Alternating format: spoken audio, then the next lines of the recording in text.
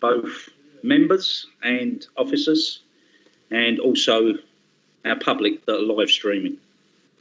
Right, it's now 7 p.m, and I would like to start the meeting of the Planning, Transport, Regeneration, Overview and Scrutiny Committee. As you all know, I am Councillor John Allen, and I am the chair of this committee.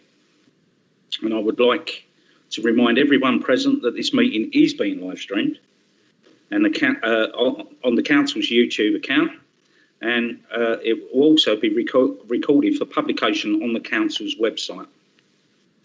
I'd also like to remind members and officers joining us via Teams to mute their microphone when they are not speaking, and to use the raised hand option when you wish to speak, please.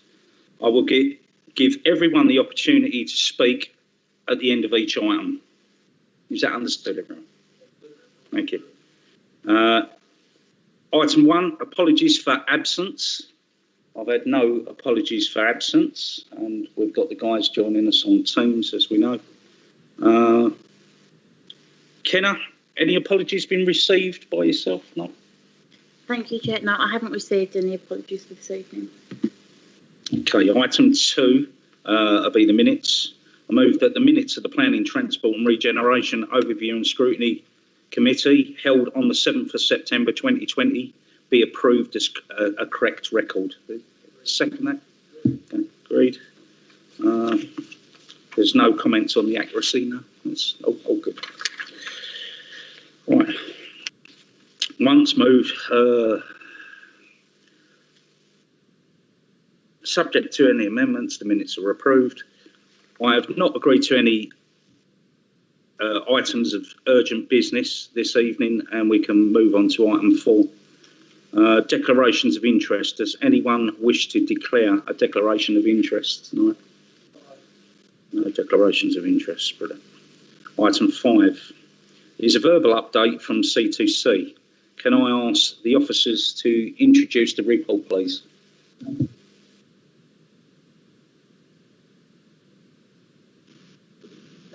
Yep, hi there, it's Chris Atkinson. I'm the Head of Communications for C2C. Just have a quick thumbs up from someone to suggest we're good for volume.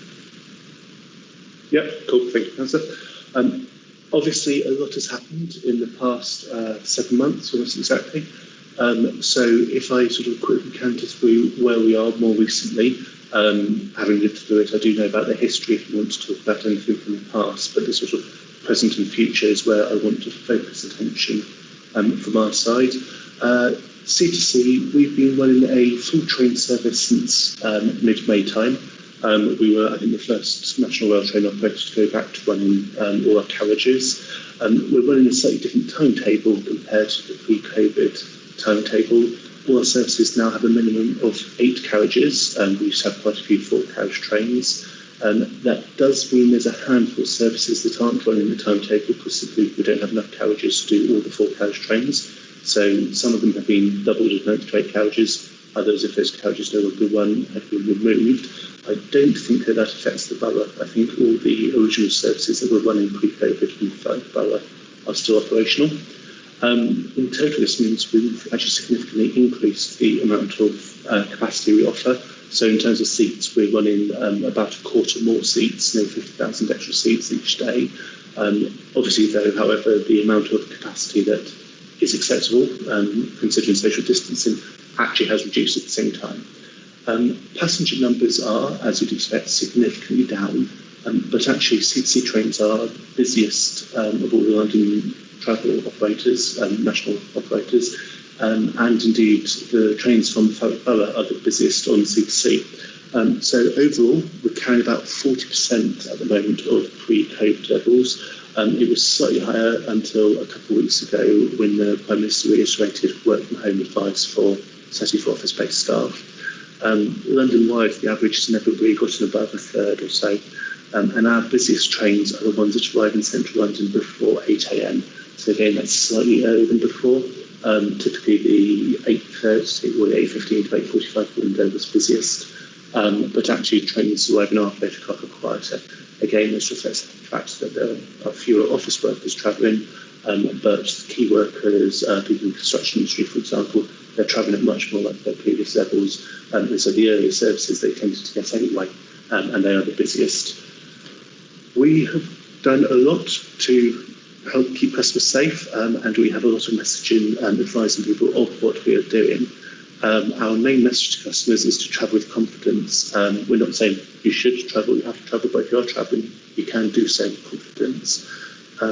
Basically, in summary, on our side, what we're doing to help with that is we're maximising space, as I've discussed, by running extra carriages. We've boosted our cleaning levels, including coating detergents, a big increase in cleaning frequency. We now have hand sanitizer and the like available at our stations, and a lot more information about when to travel and how to travel and what you should do when travelling with us. At the same time, we're requesting customers do follow our travel competence advice and do some of it as law. So wear a face covering unless you have an exemption, to wash your hands before and after each journey, to travel at quieter times if you can, to make sure you do keep apart when you're on board trains, and where possible to use contactless travel or a smart card to reduce the sort of level of transaction we have with other people. And if anyone has been on one of our trains recently, you'll know that there's a lot of messaging, a lot of posters, a lot of announcements already placed. Basically, it does look very different to how it did 7 months ago. Face coverings is a major area of contention, but a very important area. So they've been legally required on the railways since mid-June, which is earlier than they were in shops by I think about a month, 6 weeks or so. From our side, we are expected to encourage and inform and educate customers to wear face coverings. So we have a lot of signage and announcements, as I say, and we can't get into the station and get onto a train without passing at least 3 or 4 different signs or posters instructions, and that's about the announcements. We do staff counts about levels of face covering compliance. It shows in the AM peak, people travelling to London is pretty high compliance, sort of normally above 80%, and we consider that probably 10% of customers have valid exemptions. Probably only leaves 1 in 10 customers who's willfully not wearing a face covering. However, in the evening peak, and for people who aren't travelling to London but doing leisure journeys outside it, compliance levels are definitely notably lower. Our staff, as I say, are expected to encourage people to wear face coverings, although we don't require them to intervene too directly, because obviously there's a health concern for our own staff. We do have security teams who have mobile patrols, and the British Transport Police, they're the only people who can actually enforce the law with fines. So BTP do patrols, we have our security teams doing mobile patrols, sort of checking people and asking them to put their face coverings on. And otherwise we sort of inform people and expect them to take personal responsibility for the requirement. We've also introduced new badges for people who are exempt, so that they can basically wear something that shows, don't worry, I'm not wearing a face covering for a good reason. You don't need to know what the reason is, but you need to know, I know about it, and this is purposeful on my part, because that helps with tensions we find. And we've also launched a new form where if people are concerned about others not wearing face coverings, and if they don't have a badge, they can report details to us, not so that we will then track down that person and try and find them, but so we use all the data we get from this form to work out which trains seem to have the biggest issues, and therefore our security teams and the BTP can target them in the future. Looking forward, none of us obviously do know what the future quite holds, but whilst the future of commuting might be different, first of all, we're pretty certain that having strong links to London will be important. We may not have as many people doing 5-day-a-week, 9 to 5 commuting as we currently do. We may never have that again, certainly not for a few years. But we still expect to see sort of strong demand for people needing to go to London at least twice a week, certainly in a lot of areas. We offer flexible season ticket, which has always been aimed at part-time commuters. That product's been around for about 3 years or so. Not many train operators have them, and nationally train operators are looking at a possible new product to try and meet that. But we do already have something that meets demand. That demand, obviously, if you're in the Oyster area, you can use contactless ticketing anyway. We invested a lot in a new ticketing system over the last 18 months or so. It was fair to say it's quite a bumpy implementation of that ticketing system, but it makes modern retailing much easier. We now have app-based retailing. It's also much easier to process refunds from our side, which is something we had to do a lot of about 6 months ago. far more than we ever anticipated. And so far, even when there's been a lockdown scenario, we have been running still at least a basic service level. We recognise that key workers need to travel. There's certain jobs where we do have to travel by train, and working with the government, we've been following at least a basic service pattern to make sure everyone is served. Even when at one stage we were getting up to 100 staff who were unavailable for work on our side. There is a national campaign plan to help rebuild confidence in commuting and in travel by rail in general. That's being put on hold for the time being. We're going to wait till post-second wave, basically, because we only want to spend market money once, but we're going to be doing our part to try and make sure people remember rail is an attractive way to travel. And there are opportunities, perhaps, in the face of adversity. So far, we've seen a strong recovery in off-peak travel compared to traditional peak commuting. The days of the sort of the weekend journey down by the sea or leisure travel, they're coming back sooner, or they're already back, and we're looking to help them. We did have obviously issues around capacity and the crunch perhaps fast approaching, which has eased for now. Certainly it means there's time to make decisions and look for long-term future and implement them before those issues come to pass. And of course the growth in local economies, we're very happy to bring people out of London to Thurrock and other boroughs in Essex, and help them travel, reverse commute that way. That's fine for us, as long as we're taking people one way or another. It means they'll be buying a ticket, and we're happy to help with that. So that's actually a strength for us. And one other area where there's been significant change is around the contractual position, and this goes for C2C and pretty much every train operator. We've all been receiving government support since March. The old franchise agreements were suspended on the basis that when demand went to as low as 10%, nobody was able to pay the previous premiums that had been agreed. But at the same time, it was recognised by government that financial protection was required so that services could carry on running. We all signed last month what are called emergency recovery measures agreements. Basically, that's in our case a 6 to 9 month agreement, which is intended to ensure that the government continues to take the revenue risk whilst we work on a longer term, probably 4 year, we're talking about the deal for running services. The government takes the risk of revenue, given nobody knows quite what's to come, but the private sector expertise is retained in running services.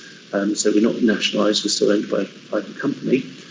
And the longer term direct award agreement, the government has been working for quite a while now, the last 18 months plus, on wider plans of industry reform.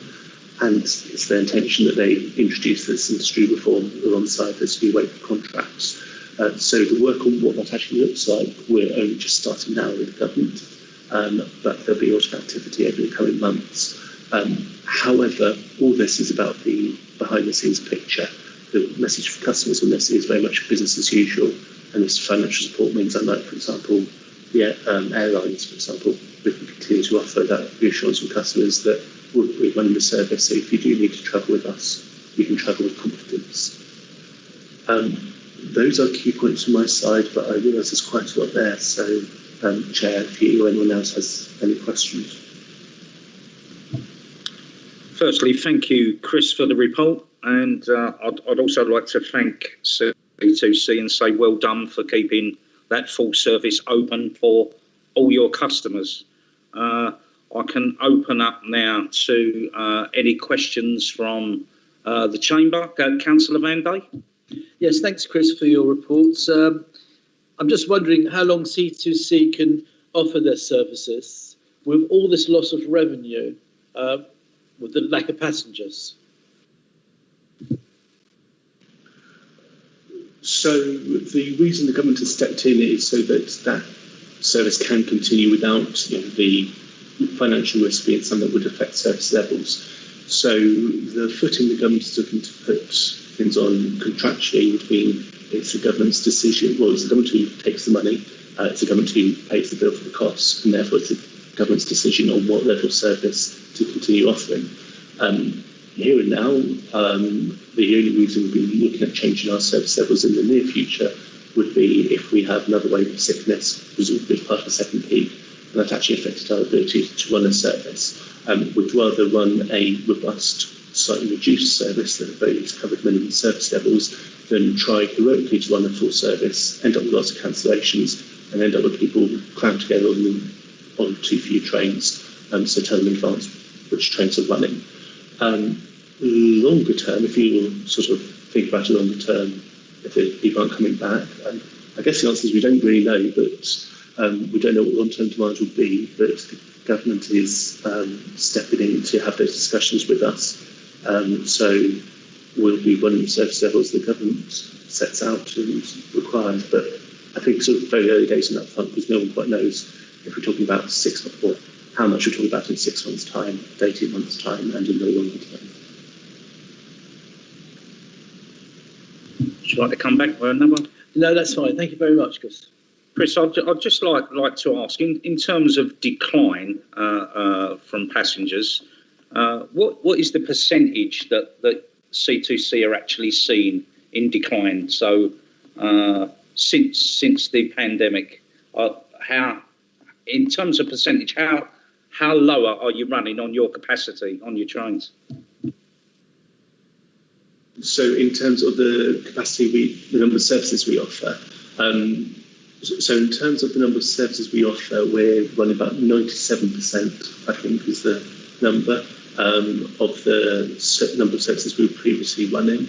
In terms of the number of seats available, it's a substantial increase because more of our trains are longer, so it's up 28% or so.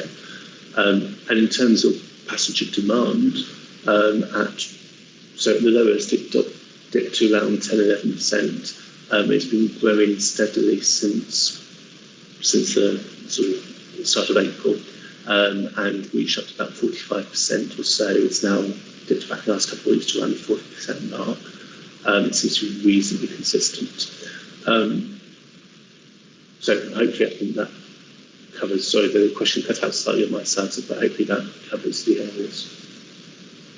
Yeah, that's fine. Thank you, Chris. Any more members? Anyone on Teams? Councillor Kerring, Councillor Gerrish, any questions?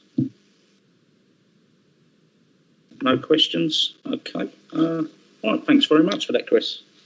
Okay, thank you. All right, thank you, Chris. Item 6. Sustainable travel and movement in Thurrock transport strategy, and a refresh update. And can I ask the officer to introduce the report, please? Thank you, Chair. Good evening, members. So at the last meeting, we spoke about our approach to the local plan and the need to ensure that future development is supported by a new and improved transport infrastructure. To do this, it's important that our local plan is underpinned by a transport strategy which identifies current and future pressure points and opportunities for intervention to support that sustainable growth. The report sets out the steps needed to develop that transport strategy. And Chair, with your agreement, I'd like to hand over to Matt, who will take you through some of the details of the report. Absolutely, thank you, Lee. And over to you, Matt. Thank you, Chair. Yeah, as Lee says, the report sets out the steps that we have identified that we are taking and that we need to take to develop a new transport strategy for the borough, and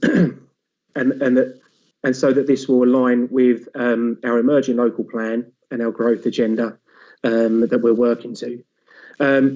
You might be aware this builds on our the need to replace our existing transport strategy, which was a document that was developed back in 2012 and adopted in 2013. That was produced at a time when the emerging LDF was being developed and prepared. And clearly there's a need to provide a refresh, really to come up to speed with where we are in terms of the emerging local plan and the huge growth and regeneration agenda that's in front of us. So the report sets out the need to understand and progress a whole suite and a whole package of policy strategy documents to support the transport strategy going forward, to identify what we need to do in order to understand a whole range of measures and strategy areas. Some of those are laid out within the body of the report, and others are kind of included in Appendix A. But generally, it's things like producing updated versions of our air quality and health strategy, our parking strategy, our freight strategy, and the like. There's a whole suite of documents that need to be brought forward and developed to inform the strategy going forward. The report also sets out the approach that we're taking, and it sets out there in 3.2 within the document our need to be strategic and high level in nature in terms of the future transport needs for the borough, but to also identify not just the strategic stuff, the major infrastructure that needs to be delivered, but also the things on a more local and site-specific basis as well, and how the transport strategy and those other kind of documents that are wedded to that need to integrate with the whole series and suite of documents that we're coming out through the local plan. And it also identifies the need to provide that long-term view and the long-term strategy, but to also identify how we can deliver improvements to the network and identify infrastructure needs and requirements on a shorter-term, more medium-term basis as well, so that we can enhance and deliver improvements on the network. It also looks at the wider sustainable requirements, so not just new infrastructure, but measures and initiatives that will encourage sustainable travel and more sustainable practices, more healthy, active modes of travel as well. And of course, part of the big picture and the strategic nature of the strategy is to take account of some of the big issues, the big infrastructure plans and projects that are coming to our borough, things that everybody will be aware of in terms of the impacts of Lower Thames Crossing, how we need to work with partners such as Highways England and Department of Transport to address other kind of pinch point known areas on the network, things like Junction 30, but then also to look forward and understand where there are going to be constraints and issues and where maybe additional infrastructure and measures are needed at other locations as we bring forward the growth agenda. A key part of this is the transport baseline study, which has identified and continues to kind of set out the infrastructure requirements that we need to be aware of and acknowledge as we're bringing forward the strategy. At the moment, that work is identifying, as you can imagine, a whole range, a very long list of infrastructure requirements and projects. They're being sifted down, prioritised and sifted down so that they're in a more manageable kind of format and list to merge into the evolving and emerging strategy.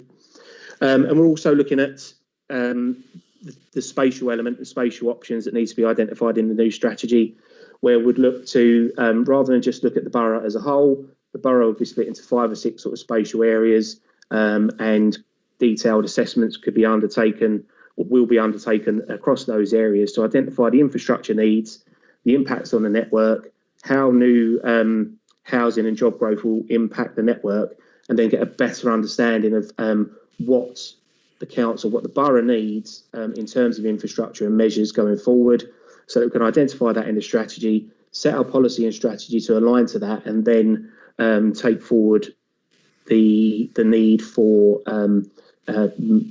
discussing and gaining funding requirements and how infrastructure and new measures can be funded going forward. The report also identifies how modelling will play a key part in this.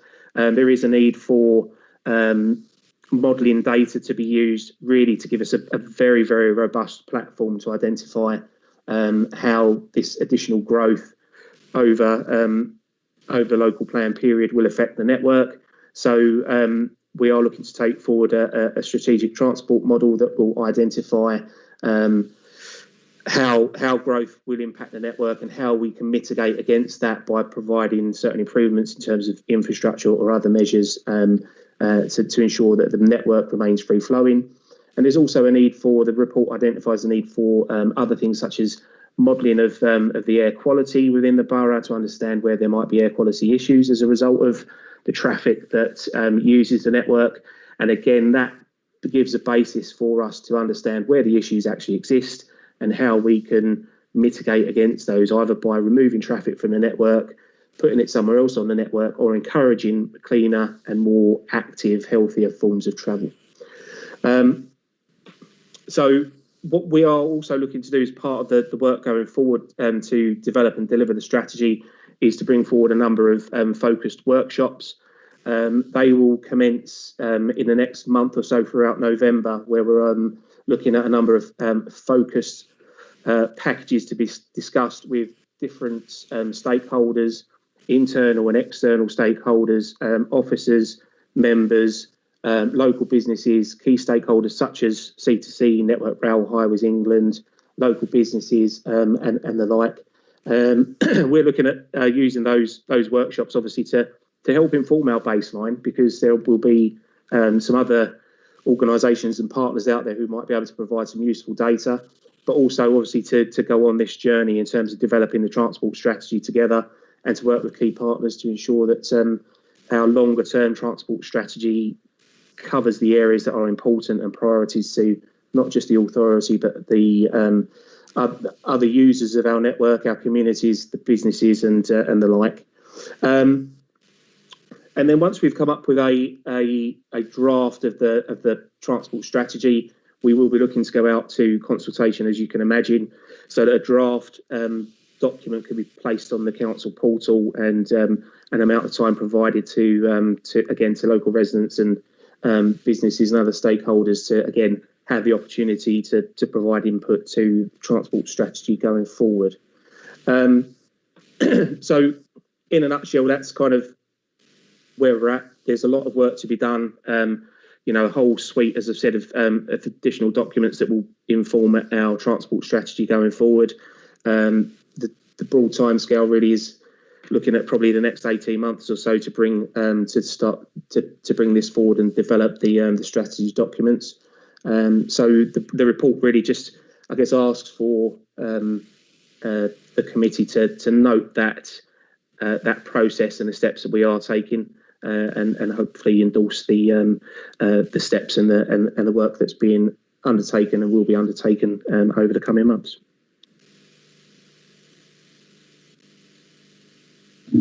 Lovely, thank you, Matt.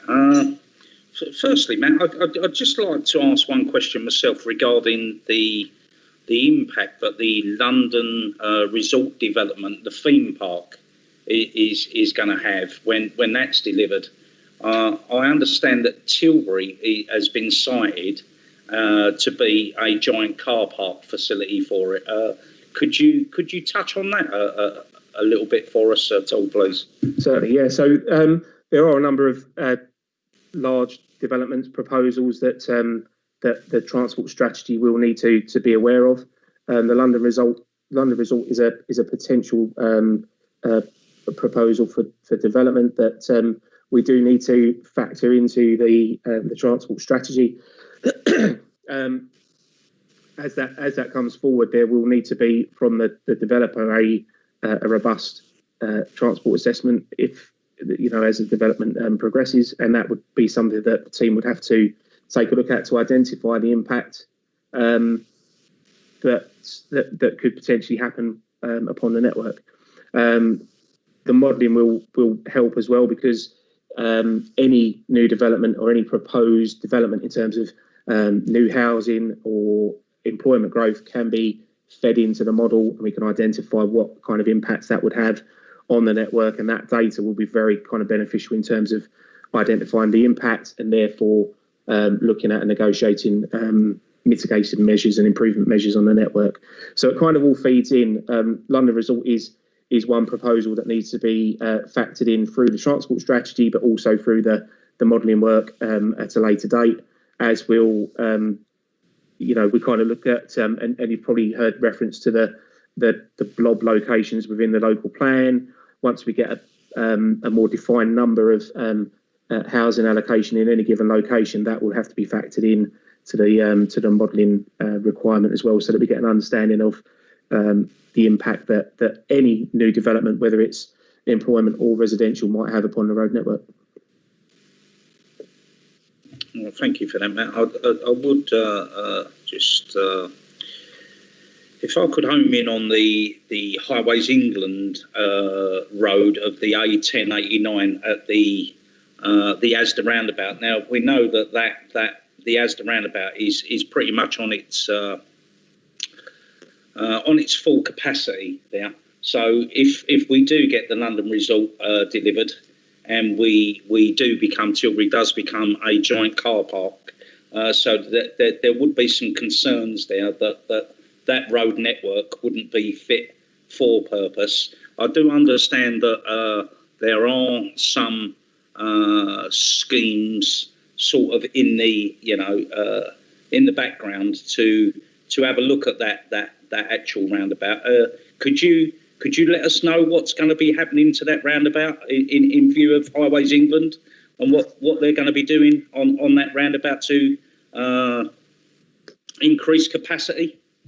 So at the moment, you're quite right. That the existing roundabout is close to, if it hasn't reached capacity already, certainly within peak times. We are working with Highways England and others to identify what needs to be done on that part of the network, especially when you take into account our growth agenda, background growth that's going to come onto the road network. At the moment, there isn't anything definite that I can say to you in terms of what needs to be done there, but there is certainly the identification and agreement that there is and will be a capacity issue at that location, and we are working in partnership with Highways England to understand what feasibly could be brought forward for consideration at that location.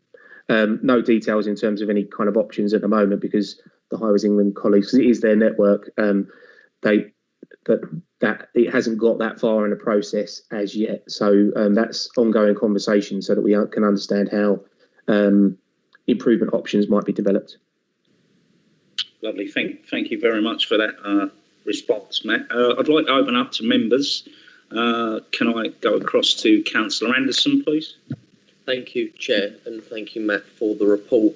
The report mentioned that the most important piece of initial supporting evidence is the transport baseline study, and that this work is already underway. I was wondering if you could just comment on what exactly this entails, because if it's assessing sort of transport capacity of the borough at the moment, obviously the effects of COVID at the moment are going to not help the way the transport looks in the borough, because it's not how it would usually look. So can you comment on this study and what it actually entails?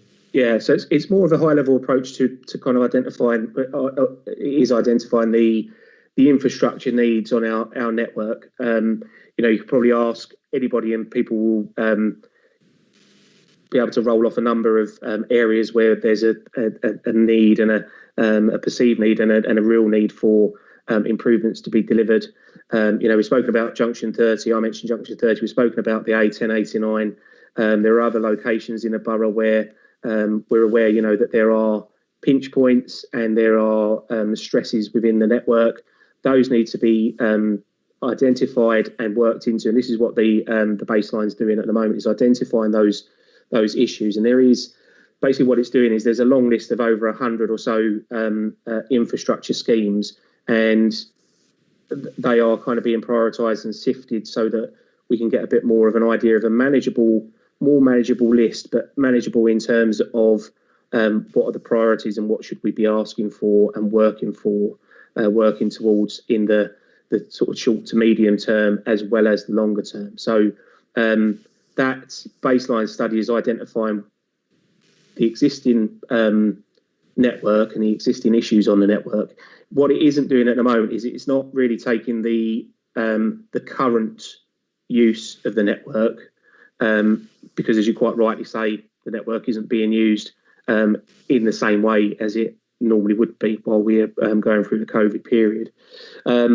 But we have got baseline information going back a number of years, which is being used and being factored up to provide a bit of a baseline, and then that will be used to add into the model going forward so that we can understand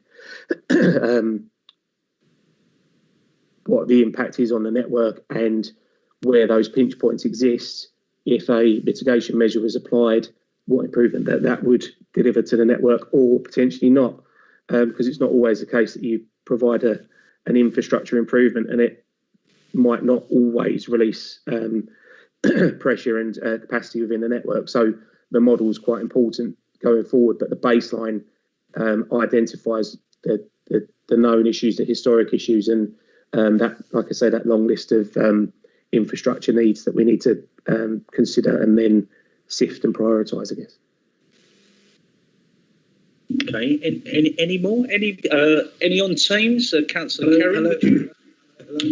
Hello.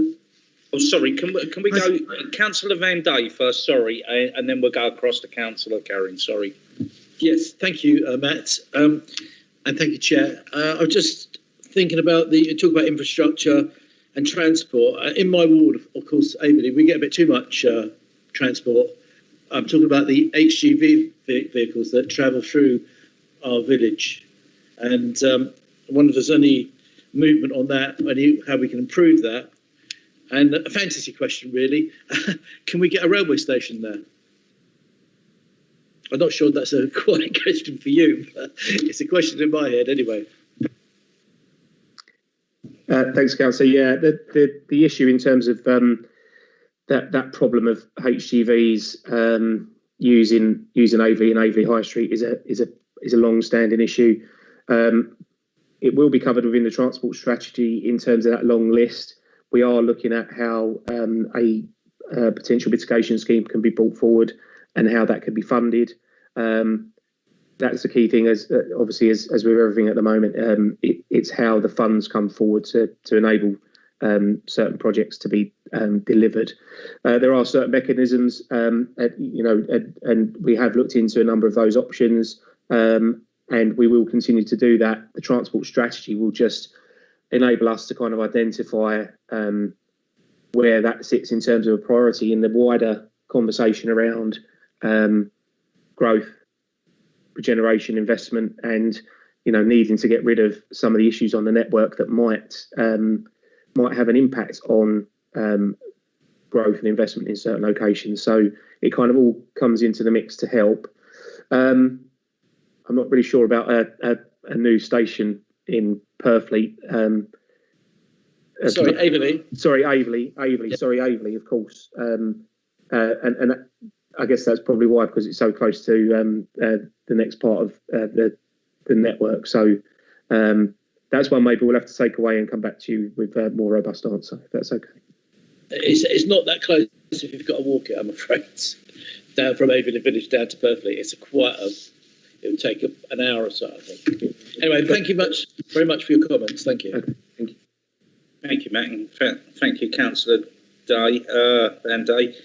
Can I just ask you, Matt, whilst we're on the subject of Averley and the HGV problem, can we not look at implementing an ANPR camera system that can identify these lorries and fine them accordingly for exceeding the weight limit?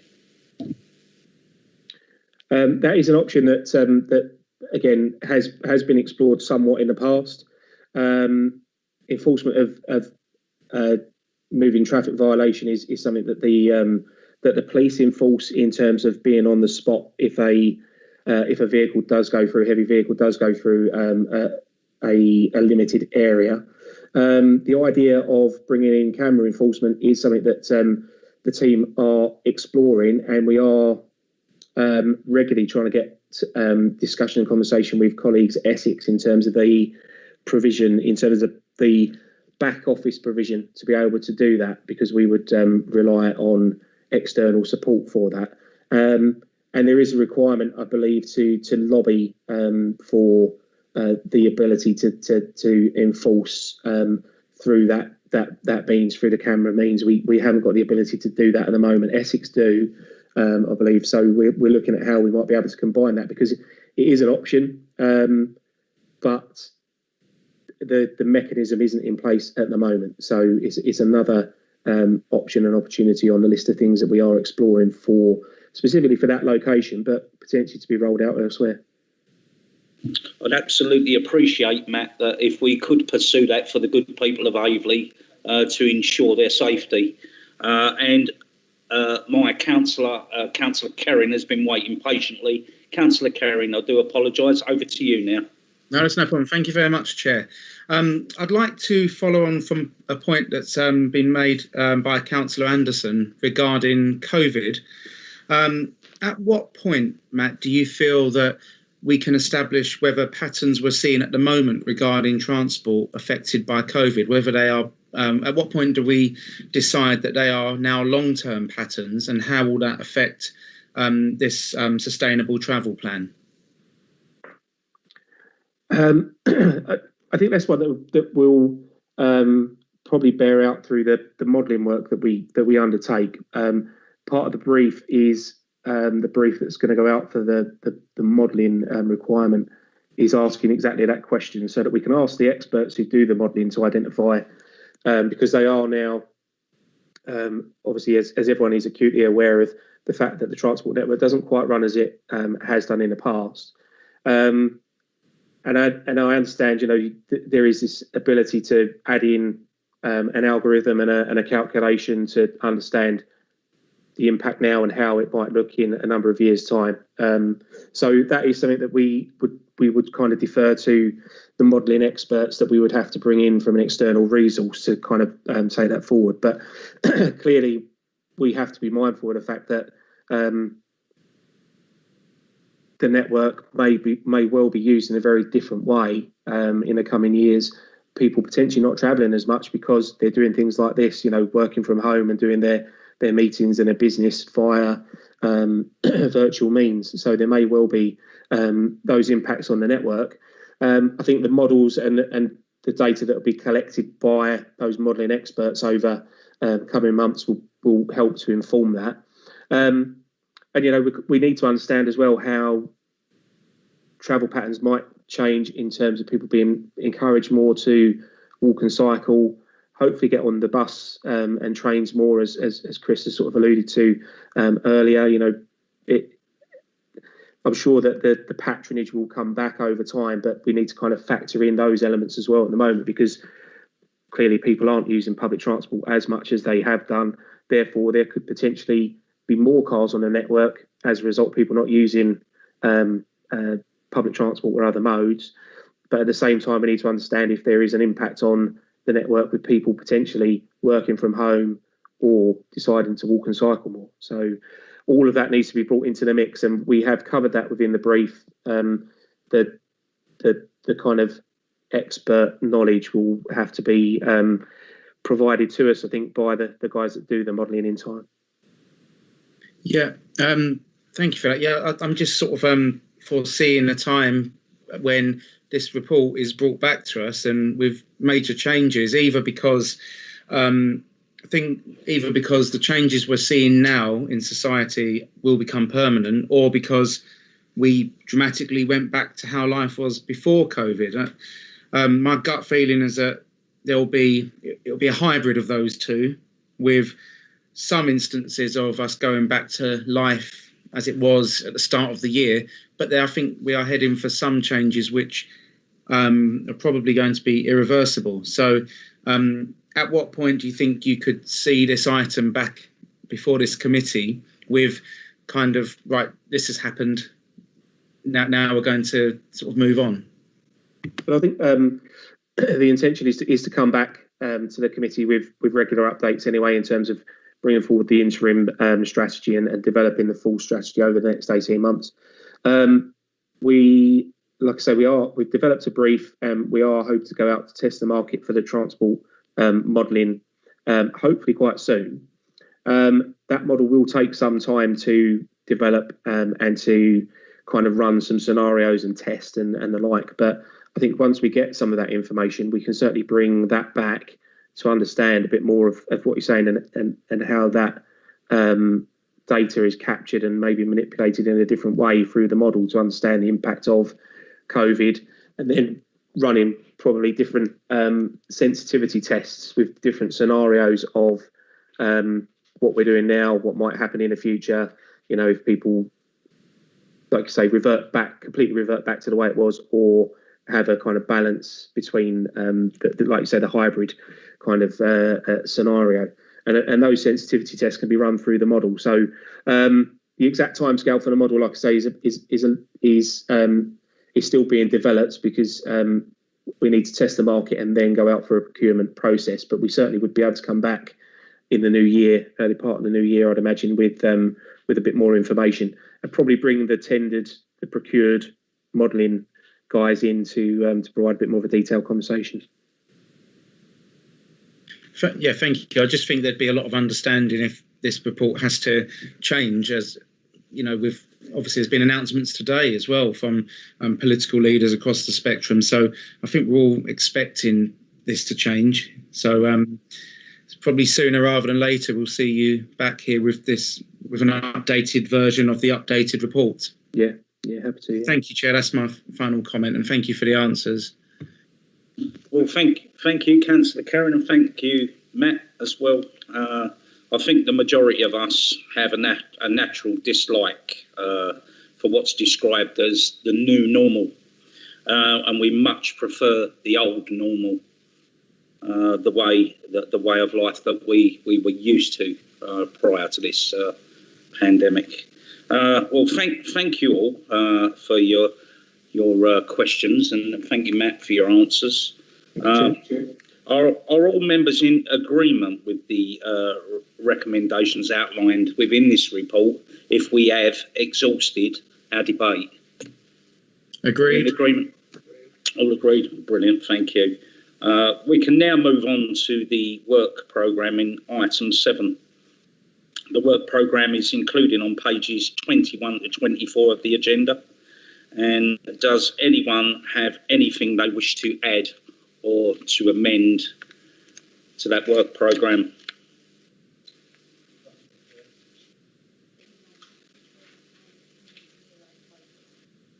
Okay, if we could, Councillor Kerrin, if we could come to you, if you've got your hand up there, sir. Thank you very much, Chair. Firstly, in the last meeting, I've just got the minutes in front of me, that one of the items we were going to put on there was the Preston model, and I don't see it on there, so perhaps in a moment maybe an officer could come back and sort of say about that one. It's more a comment on December's meeting that I think, you know, you and I had a conversation earlier, Chair, about the items and the way they're spaced on the work plan. And if you think of how many really sort of meaty and important items there are in December, it's just a comment of how we're going to do it justice. When you think of, the A13 updates, the local plan is huge. Obviously the build agenda, which has come from, from the portfolio holder. We've got the town fund submissions. I just wonder how, all the items are really important. There's a lot of them on there. And when you compare December's agenda to the one we've just had tonight, I just wonder if we could have some comment about how we're going to do all of those items justice.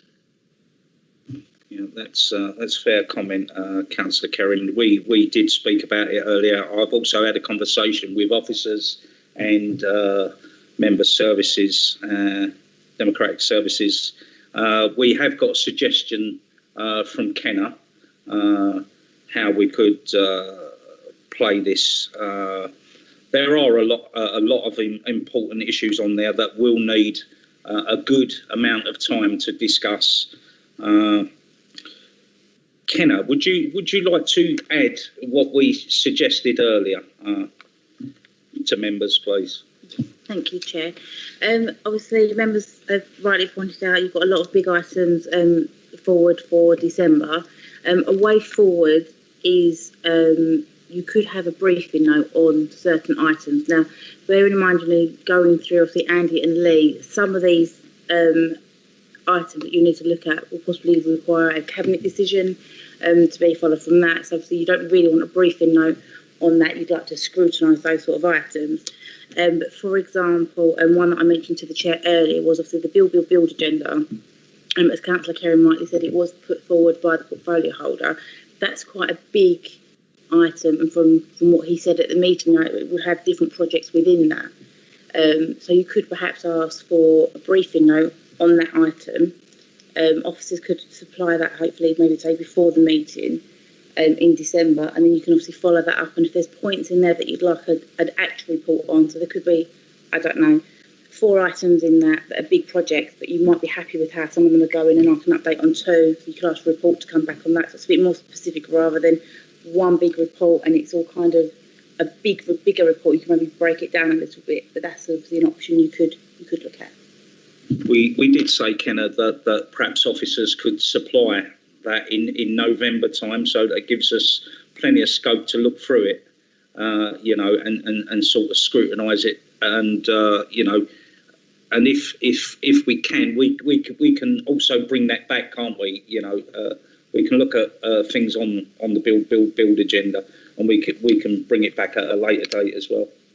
Yeah, absolutely. I mean, you could have a briefing note, and then before the meeting, and obviously, check with Andy, see how he feels about this as well as obviously as director.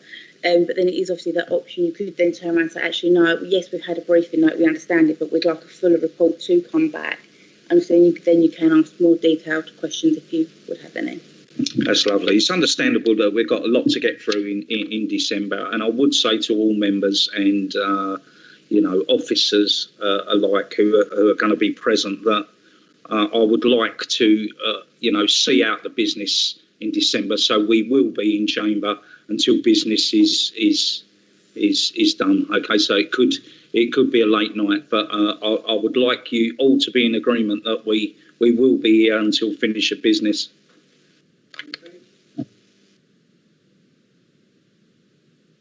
Yeah, and can I, Andy, you've got your hand up there. If I could pass over to you, sir. Chair, thank you. And just to reiterate some of the things that have been said, but also to make some other suggestions as well. I mean, one observation is, of course, that unfortunately business through the committee doesn't always flatline. So we've got a relatively light but important agenda this evening, followed by all the number that you see for December. But yeah, it's a question of pipeline. And your committee is fed by 2 or 3 different routes. First, things that are travelling through your committee on the way to Cabinet, so it's bound by that cycle. Things that you want to discuss in particular, and things that others have brought forward, non-committee members, that they want to be on the agenda. Now, if I look at December, I think, as Kenneth says, some of those items could reasonably be dealt with by briefing notes. Some of them I question whether or not they're absolutely necessary in terms of the time scale. It might be that we could have a review and potentially they could come to a future committee to be able to sort of level out the amount of business. The other thing that I'll add as well, I don't think this is the case, but I'm still doing some work on it, but there could be another couple of reports that are travelling through Cabinet in December as well. Indication of busy times, but busy times isn't necessarily bad, as you will appreciate in terms of the growth and investment in the borough. But there's a couple of reports related to housing developments, which may go down the housing scrutiny route as opposed to your committee. But it could be that we could parallel some of that with a briefing note to you as well. So in summary, there's a lot going on. So there are ways in which we can manage it. And with your agreement, Chair, what I was going to suggest is we did a little bit more work over the next couple of weeks and perhaps sat down with you at that stage and looked at how we might sort of manage the agenda through briefing notes, reprofiling, etc., as I've suggested, but recognition that there's a lot there. Thank you. Thank you, Andy. And if I can also add, I see that Matt's name's in the box there. The review into the parking permit area, it's saying Stamford-le-Hope, but I'd like to also include the whole borough in with that, not just Stamford-le-Hope. So we're talking a borough-wide permit parking area. So all to be included, not just Stamford-le-Hope.